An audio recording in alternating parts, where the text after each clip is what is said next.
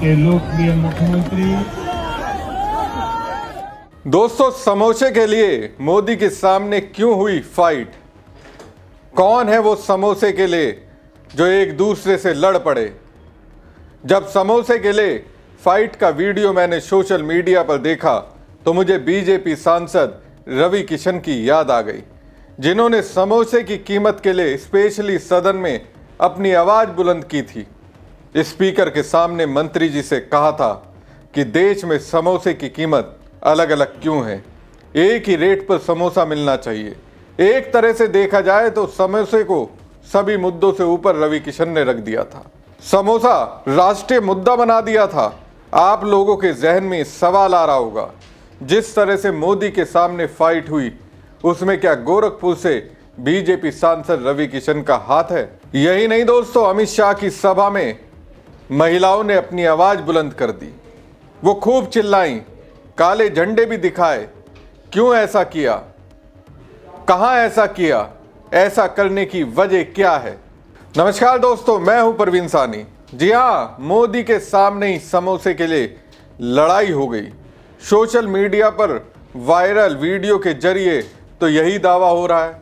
मैं बताऊंगा समोसे के लिए फाइट किसने की है।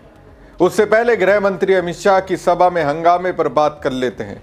दोस्तों, एक तरफ अमित शाह स्पीच दे रहे थे तो दूसरी ओर महिलाएं जबरदस्त तरीके से चिल्ला रही थी, हंगामा कर रही थी, उन्हें काला झंडा दिखा रही थी, जबकि उनसे पहले स्पीच देने वालों के दौरान उन्होंने ऐसा नहीं किया। शाह से पहले कईयों ने स्पीच दी और वो अपनी कुर्सी पर भी बैठ गए, लेकिन जैसे ही अमित शाह ने बोलना शुरू करा, वहां मौजूद महिलाएं एग्रेसिव हो गईं, नारेबाजी करने लगी, काले झंडे दिखाने लगी। आखिर गृह मंत्री अमित शाह से उनकी क्या नाराजगी थी, जिसका इजहार करने के लिए उन्हें इस हद तक आना पड़ा?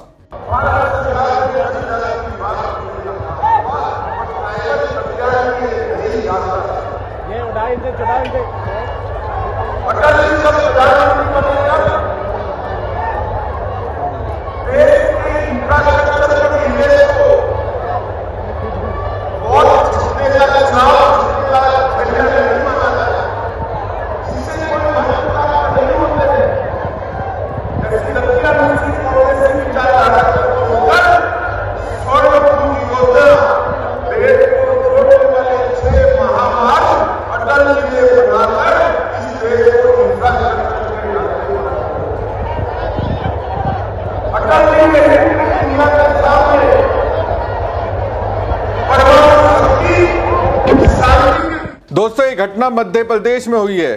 गृह मंत्री अमित शाह ग्वालियर आए थे, उनके साथ मुख्यमंत्री मोहन यादव भी थे। सबने स्पीच दी। अब जैसे ही गृह मंत्री अमित शाह ने बोलना शुरू किया, स्पीच देना शुरू किया, तो फिर इस तरह की स्थिति बनी।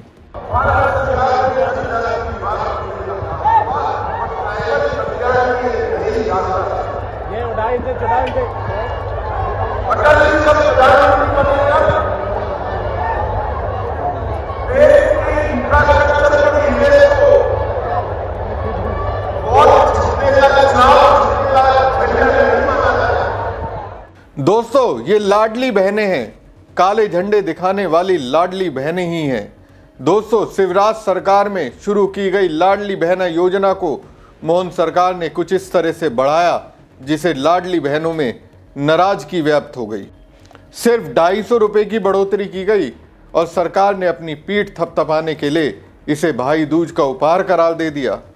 दोस्तों, 2023 के मध्य प्रदेश विधानसभा चुनाव में लाडली बहन योजना बीजेपी के लिए गेम चेंजर साबित हुई थी। हालांकि चुनाव के बाद से ही योजना को लेकर आशंकाएं जताई जाती रही। कांग्रेस सवाल उठाती रही कि आखिर सरकार लाडली बहनों की राशि में बढ़ोतरी क्यों नहीं कर रही। शिवराज सरकार के समय इस योजना की शुरुआत 1000 रुपये प्रति माह से की गई थी। तब सरकार ने ऐलान किया था कि इस राशि को समय समय पर बढ़ाकर इसे 3000 रुपये कर दिया जाएगा, जो अब तक नहीं हुआ है। चुनाव बाद इसको बढ़ाकर सिर्फ 1250 रुपये कर दिया गया, यानी 250 रुपये की बढ़ोतरी की गई। अब कांग्रेस द्वारा लगातार पूछा जा रहा है कि आखिर सरकार 3000 रुपये माह का वचन कब निभाएगी। उधर मोहन सरकार ने 2 साल पूरे होने के पहले नवंबर 2025 से लाडली बहन योजना की राशि को 250 रुपये से बढ़ाकर 1500 रुपये प्रति माह कर दिया है। दोस्तों, मध्य प्रदेश की ये योजना कई राज्यों में बीजेपी के लिए विनर शॉट साबित हुई थी। कई राज्यों में ये योजना शुरू हुई है। हालांकि मध्य प्रदेश की आर्थिक सेहत पर ये योजना भार डाल रही है। इस योजना के तहत एमपी सरकार लाडली बहनों के खातों में 44,917 करोड़ से ज्यादा की राशि डाल चुकी है। 1250 से 1500 रुपये राशि किए जाने के बाद सरकार पर हर माह 1859 करोड़ रुपए का भार और बढ़ेगा। उधर मध्य प्रदेश में साल 2025 में कुल कर्ज की राशि बढ़कर 4,65,000 करोड़ हो चुकी है, जबकि वित्तीय वर्ष 2025-26 के लिए राज्य का कुल बजट 4,21,000 करोड़ रुपए रहा है।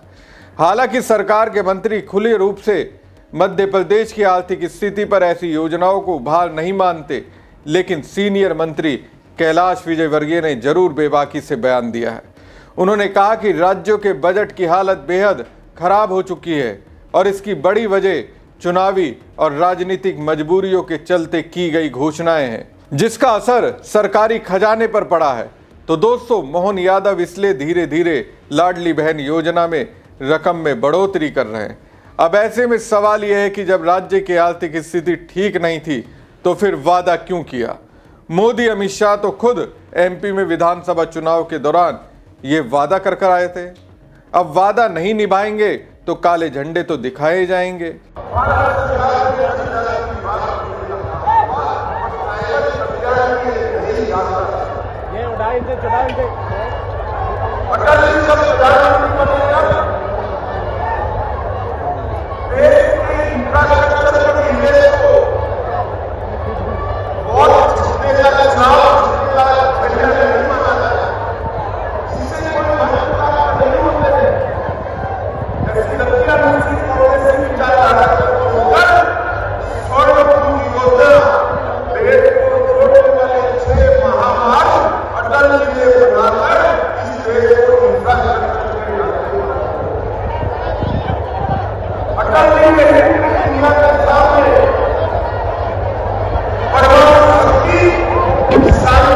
हालांकि काले झंडे दिखा रही महिलाओं का यह भी कहना था कि वो नारेबाजी और काले झंडे दिखाकर अमित शाह का ध्यान अपनी ओर खींच रही थी ताकि वो उनसे बात करें। बात वो मंत्री विजय शाह से लेकर कुलदीप सेंगर पर करना चाहती थी। विजय शाह वही हैं जिन्होंने कर्नल सूफिया पर अभद्र बयान दिया था। उसके बाद भी उन्होंने कई तरह के विवादित बयान दिए। इसके बावजूद भी वो मोहन यादव मंत्रिमंडल में शामिल हैं। अब दोस्तों, ये वीडियो देखिए। यहाँ के लोकप्रिय मुख्यमंत्री योगी आदित्यनाथ जी केंद्रीय मंत्रिमंडल में मेरे वरिष्ठ सहयोगी और लखनऊ के सांसद रक्षा मंत्री राजनाथ सिंह जी। इस वीडियो में एक सोशल मीडिया यूजर ने पोस्ट करते हुए दावा किया कि वीडियो बड़ी मेहनत से खोज कर लाया हूं।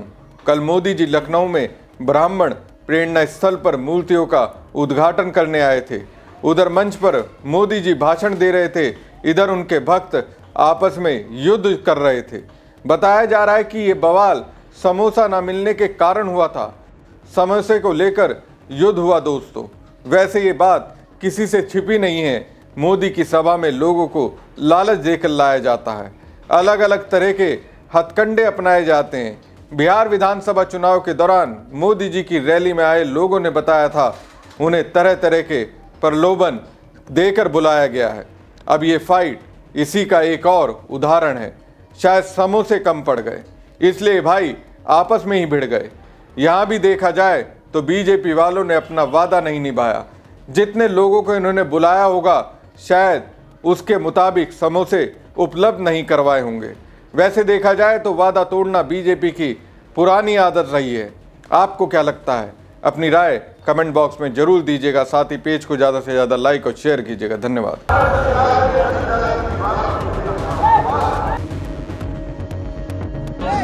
यहाँ के लोकप्रिय मुख्यमंत्री